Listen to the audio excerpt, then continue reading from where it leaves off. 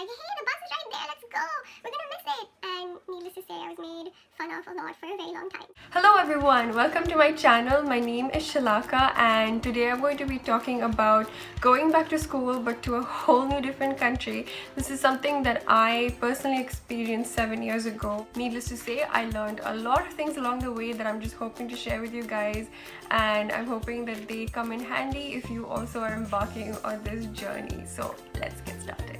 Number one is packing, which means what to bring with you and more importantly what not to bring with you.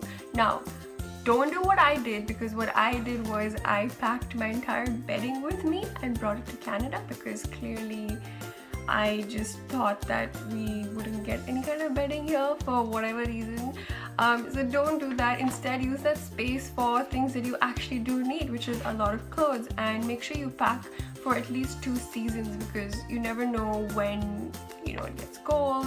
And if you are moving to Canada or any cold country or city, make sure that you buy a winter coat when you move here, because again, don't do what I did. I waited 2 years to do that and I froze for 2 years. So I know it seems like it's a lot of money, but trust me when I say this, it's a very, very good investment. Number 2 is to bring a little contact book and keep it handy and somewhere in reach. So include all the people that you may already know in the city in this little contact book, because you never know when you may need some extra support system while your family is not around. If you don't know anyone in the city, then you can always make a note of your campus services, your emergency services, your security services, your health services. Number 3 is make a note of what's around you. So when you get to wherever you're going, just take a day off and just explore what's around you. Make a note of your closest bank, your closest grocery store, your closest 7-Eleven, your closest shopping mall, whatever.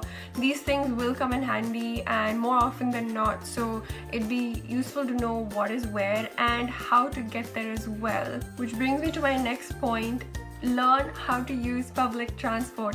I cannot reiterate this enough because I've had a very funny incident regarding this, because I've grown up never ever having to use public transport, and so when I got here I was very lost. And this one time I was waiting for the bus with a friend of mine and it was just really late and I was getting cranky and it was cold. I saw the same bus on the opposite side of the road going the opposite way and I was like, hey, the bus is right there, let's go, we're gonna miss it. And needless to say, I was made fun of a lot for a very long time. So it's actually pretty funny now that I think of it, but it is useful to know how the public transport works beforehand, or at least when you get there.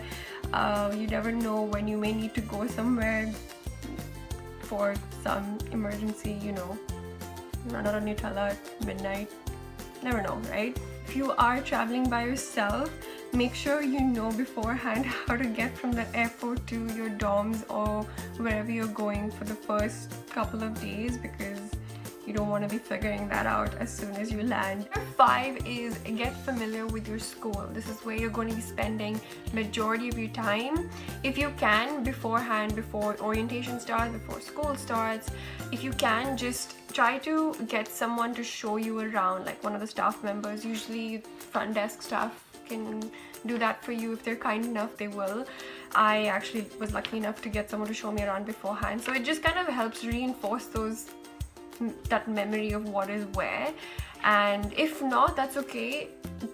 Orientation will come in handy, and please go to your orientation. A lot of people think that orientation is not important, but mark my words, it's very important. You need to know what your school has to offer to you, and they'll most probably also show you around, do a little campus tour. And if you also have your schedule and you know where your classes are going to be, you can also explore the campus yourself. You can figure out what classes where, just so you're not running around on your first day or your first week figuring out what's where and you're late to class and then everything just falls apart. We know that happens. Number 6 is how to make friends. Now, I know that a lot of people struggle with this and a lot of people don't. I mean, to each their own. Everyone has their flaws and some people find it easy, some people don't. If I had to pick a side, I think I would say that I probably didn't have the best time making friends. It sounds really silly, but this is something that really helped me. I had a set of questions and topics that I could bring up in a conversation or just when I'm meeting someone new. And some of these were, what program are you in? Where are you from? What's your hometown like? Just those little things like. And you could ask if you're living on the dorms, you could ask the person if they're living on the dorms. If they are living on the dorms, you can ask to hang out. And if you're not living on the dorms, you can still ask to hang out with the person, because then you can meet people at the dorms and you can make more friends. And keep one thing in mind, everyone's in the same boat as you. Everyone's trying to start a new journey, a new phase in their lives, and they're all trying to make friends. So chances are that you are going to get positive feedback when it comes to the conversation itself, I guess. Another thing that really helped me was living and working on campus. This just allowed me to meet a lot of different people. Just kind of helps expand the amount of people that you know. Guys, I don't know if you can hear this, but the ice cream truck is driving by. Oh, it stopped. Okay, living on campus, and even if you're not on campus, this kind of applies too, but there's a lot of events and socials that happen on campus, including Frosh Week. And I know that not everyone's into Frosh Week and like partying and all of that, but other than the parties that come with Frosh Week, there's a lot of other events that most schools offer. And I know again that a lot of people deal with social anxiety and just find it very difficult to make friends. Trust me, I've been there. I'm speaking from experience. Just try as much as you can, as comfortable as you feel. Just try to put yourself out there, because if you don't do that, you're not gonna be able to meet more people. You're not gonna be able to make more friends. And take it a step at a time. If you there's a social and you're feeling really overwhelmed and you don't want to go, there's too many people, maybe if you work better with smaller crowds, maybe start off with smaller crowds. But the whole idea is to just put yourself out there. Number 7 is how to deal with homesickness. Now, I know that this goes without saying, but I think it's still important enough to say it. Just try to keep in touch with your family as much as you can and your friends from back home. Schedule Skype calls. This is something that you may that it'll be like an event or something that you'll look forward to during your week. Another thing that can help is just finding your community in the country that you're moving into, so where your roots are from. I do know a lot of people that found it helpful to go down that route. So if that's something that you think can help you, just because these people celebrate the same things as you, and chances are you will also find a lot more in common with these people, so it probably doesn't hurt. It'll probably just make you feel a lot closer to home. So it's worth looking into. If this is something that you are experiencing at the moment, or if it's something that if you're about to move, or if you've just moved for school, I know that things seem really overwhelming at the moment. You're probably in a completely different scenario and around people who are so different to what you're used to.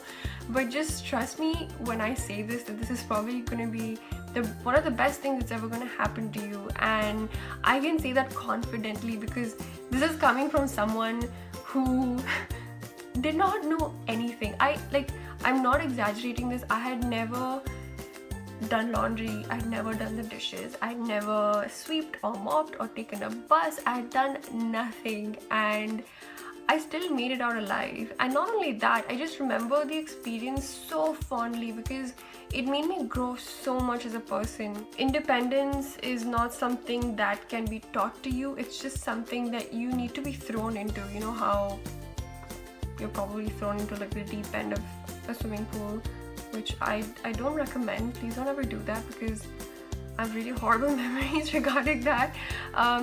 But yeah, you know what I'm trying to say. So just trust the process. Just trust that this is happening for the best, and chances are it is. And just enjoy enjoy the process, and embrace the differences that are around you, because you've probably lived all of your life in a certain country and with around a certain kind of people. So it's just change, and change can be good or bad, but it also depends on how you look at it. So look at it in a positive light, embrace it, and you guys, it's a sign.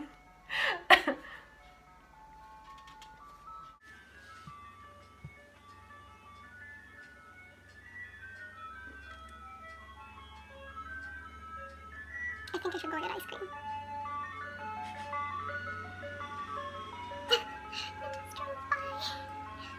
Okay, Shalaka, back to base. Another thing is, it's also important to understand that you're not going to foresee everything. You're not going to foresee every experience that you have, and that's okay.